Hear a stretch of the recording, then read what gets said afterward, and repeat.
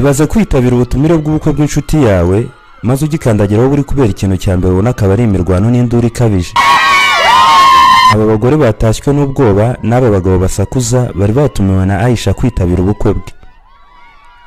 Ibihe nk'ibi by'imboneka rimwe biba nibura rimwe mu buzima. Aisha we yari yatekereje ko yari umunsi mwiza w'ubuzima bwe, nyamara uyu munsi waje guhinduka umunsi mubi yigeze abona mu gihe cyose yabereye ku isi. Aisha wari uri mu munyenga w'urukundo n'umusore bendaga kurushinga, ndetse buri minota mike ngo imihango irimbanye.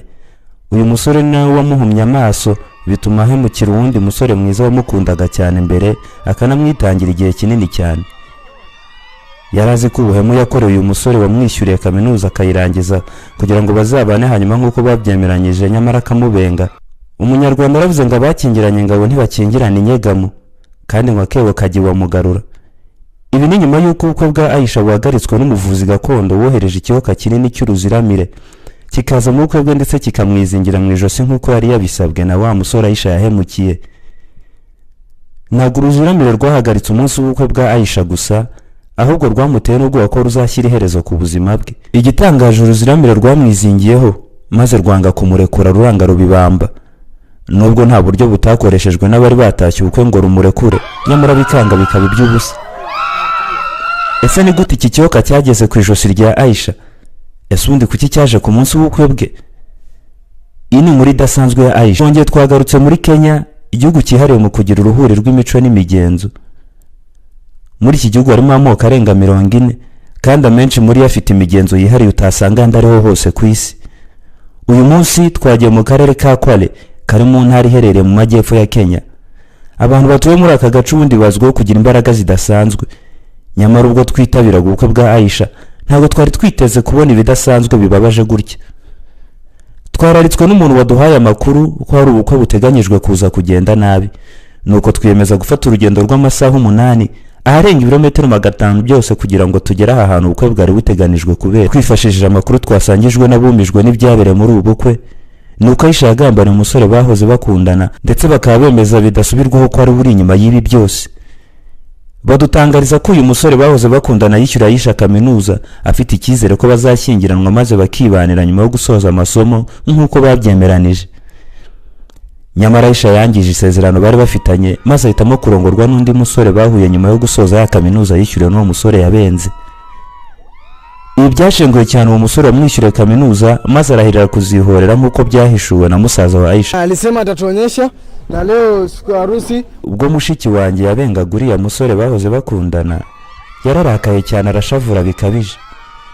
Yaburiye abantu ko azihorera kuri mushiki wanjye, maze inshuro ya mbere yamenyeshejwe iby'ubukwe bwe yahise arahirira gukora buri kimwe cyose gishoboka ngo abuhagarike. Afisa, umwe mu bitabiriye ubu bukwe, yatuye muri iki giturage ubuzima bwe bwose. Avuga ko atigeze abona kwihorera kuri urugero runini, kandi ngo atewe impungenge cyane n'ibyiringiro bya Aisha byo kongera gukora ubukwe ukundi bibaho. Ikibazo mfite nuko Aisha ashobora kuzagorwa no kongera kubengukwa n'undi mugabo. Abasore bose babashije kwirebera uburyo yagenje umusore bahoze bakundana bazagira ubwoba bwo kumusaba urukundo. Nagiye mbona abantu bagambanira abandi, kandi bamwe muri bo bashyinguwe muri iririmbira iri aha hafi. Iminota mike mbere yuko dushyika aha hantu, umugabo wa Aisha Isa yabwiwe ibyari biri kuba ku mugeni we, ahita yiruka shisha itabonaga naho byabereye. Mu kugera hano yakubiswe n'inkuba bitewe n'ibyo yabonaga, ahita agwa igihumure yitura hasi. Hadija, nyirasenge wa Aisha, akaba n'umwe mu bari bari gufasha bashyashyana ngo haboneke umutuzo, yaraye ko atigeze abona ibisa nk'ibyo yiboneye no munsi wa none. Natashye amakwe menshi bishoboka, mbona ibintu byinshi by'amayobera, ariko ndakora hasi ndabona ibisa nk'ibi mu buzima bwanjye. Ndabizi Aisha yabenze uwo bahoze bakundana, gusa uburyo yihoreye nta bumuntu burimo. Kubw'amahirwe Isa yagize atyaza kuzanza mu karabyuka, gusa yahise ahinduka nk'umusaza ako kanya, maze ibintu bihindira usura ubwo habaga urugamba rudasanzwe inshuti ze zihosha igikorwa ashakaga gukora cyo kwiyahura. Nyamara ku rundi ruhande, abagore bari batashye uko bari barimo bagerageza gushaka igisubizo, nuko biyemeza guhamagara wa musore wahoze akundana na Aisha mu buryo bwo kumusabira imbabazi. Umusore ku murongo wa telefone yatsembye yanga kuberurira, ababwira ko atari ufite uruhare mu biri kuberaho, gusa bahereza nimero z'umuvuzi gakondo bahishura ko ari we wenyine wagira icyo abikoraho. uwo mwanya bahise bahamagara nimero wa musore yabahaye, telefone yitabwa n'umuvuzi gakondo bahise babwira ko ari gukora ibyo wasabwe. Ubundi turiho kubera ko ku isi huzuye abantu babi. Abantu bagomba kwirinda guhemukira bagenzi babo kuko batazi imbaraga bakoresha bihimuriza arizo. Ibirenze kuri ibyo mwadushakira ku iyi nimero. Twahawe ikiraka cyo guhagarika ubukwe bwendaga kuba. Umusore yaje atugana aranje atuvira imuzi nkuru y'ukuntu hari umukobwa bakundanye nyuma akamugambanira. Yatumenyesheje ko kandi ari gutegura ubukwe n'umusore mushyashya bakundana, akaba atifuza ko ubwo bukwe butaha ngo arongorwe n'undi kuko agikunda uwo mukobwa. Ni muri urwo rwego yaduhaye ikiraka cyo gukoresha ubushobozi bwacu ubwo bukwe tubuhagarika. Twamubajije inshuro zirenga imwe nimba ko kakomeje, maze atubwira ko yafashe umwanzuro udasubirwaho. Akazi kacu rero ni ugufasha abatugana bakagera ku ntego zabo igihe cyose babidusabye ariko hatarimo kurenganya, kuko mu buvuzi bwacu tubasha kumenya utubeshya cyangwa utubwiza ukuri.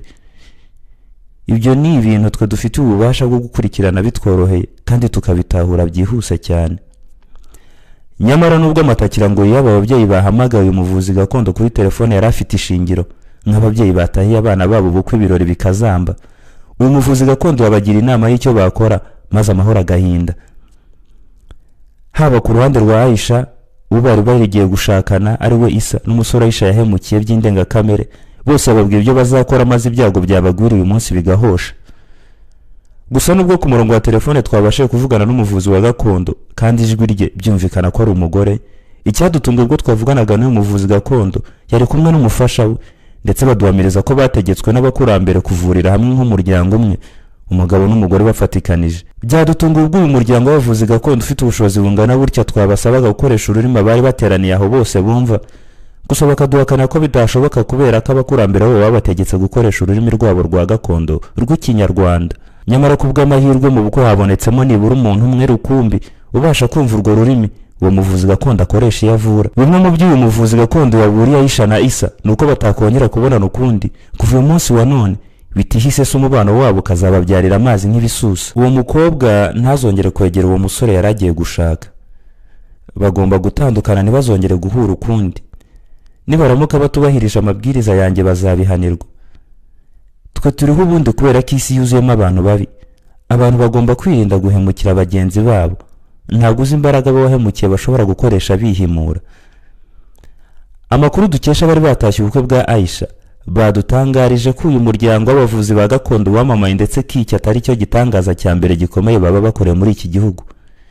Nyamara nubwo umuryango w'abavuzi ba gakondo badusabye kuzongera kubavugisha tutari mu rusaku kugira ngo batubwire ibyimbitse, icyo twabashije kumenya mu byo babasha gukora nk'uko n'abaturage babihamiriza nuko uyu muryango w'abavuzi ba gakondo wabaye ikirangire cyane cyane muri East Africa hose, kubera ko aribo batanga imbaraga ku bavuzi ba gakondo bose aho baba bakagera muri aka karere duherereyemo no hanze yako. Nibo bahereza imbaraga n'ubushobozi budasanzwe abapasiteri n'abayobozi mu madini, abahanzi bashaka kwamamara, abacuruzi bakeneye kunguka cyane, ndetse n'undi ushaka gukomera mu mwuga we wose yihebeye akaba adatsimbura intambwe ngo ava haragere kure. Babasha gusubiranya ingo zasenyutse, bafasha abasore n'inkumi batabanye neza mu rukundo, ababuze urubyaro n'abagumiwe, kugaruza ibyibwe imigenderera abantu yoherejwe n'abarozi. Uyu muvuzi gakondo yeruye aratubwira ku murongo wa telefone ko bigoye ko hari indwara ibaho batavura we n'umugabo we, ndetse ko nta kibazo n'iki na kimwe batakemura mu bushobozi bwabo. Nk'abanyamakuru tumaze kubona ububasha uyu muryango ufite bwo kuvura umuntu batanari kumwe, nyamara nubwo rubanda badutangarije ko aba bavuzi gakondo bamaze gukora ibitangaza muri iki gihugu, hari andi makuru twamenye yuko uyu muryango umaze kuba ubukombe ndetse ko atari mu gihugu cyabo ndetse no mu karere gusa bamaze gukora ibitangaza, ahubwo hirya no hino ku isi hose bakoze iby'ubwenge bwa muntu butatekerezaga ko bishoboka. Nyamara tugarutse aha duherereye, abantu batuye muri aka gace bazwiho kugira imyitwarire idahwitse cyane cyane y'ubuhemu ndetse n'ibindi byinshi cyane bisa nabyo. Nubwo rubanda rimwe na rimwe rukerensa nkana ubushobozi bw'abavuzi gakondo, buri umwe watashye ubwo bwa Aisha nyuma y'ibyo yiboneye ahamya ko nta wundi muti ku isi muzima ubaho watangwa n'umuvuzi ngo ugire umumaro.